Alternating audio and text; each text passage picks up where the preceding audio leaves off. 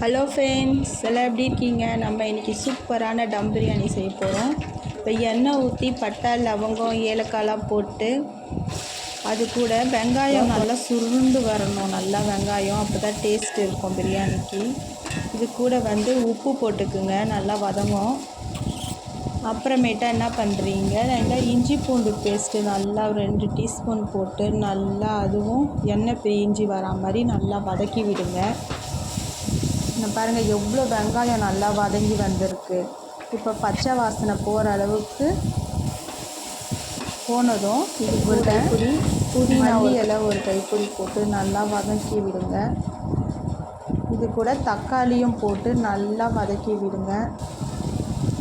இது வெறும் மிளகாத்தூள். அப்புறமேட்டா நம்ம ஏற்கனவே வீடியோ ஒன்று போட்டிருக்கோம், நம்ம பிரியாணி மசாலா வீடியோ.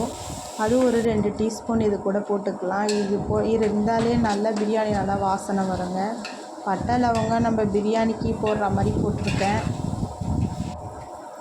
இப்போ கறியை நல்லா க்ளீன் பண்ணி வச்சுருக்கேன். நல்லா அதுவும் போட்டு நல்லா கல்லறி விடுங்க. 1 கப்பு தயிரும் இது கூட ஊற்றி, இப்போ தயிர் ஊற்றியாச்சு. நல்லா கலரணுங்க. இது நல்லா கலரிட்ட பிறகு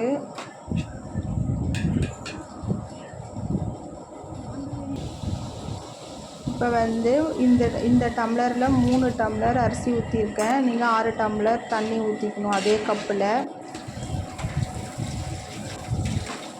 ஊற்றணும். நல்லா கொதி வந்ததும் சலசலன்னு கொதிக்கும். அப்போ நீங்கள் அரிசி போடுங்க, உடையாமல் கலரி கொடுங்க.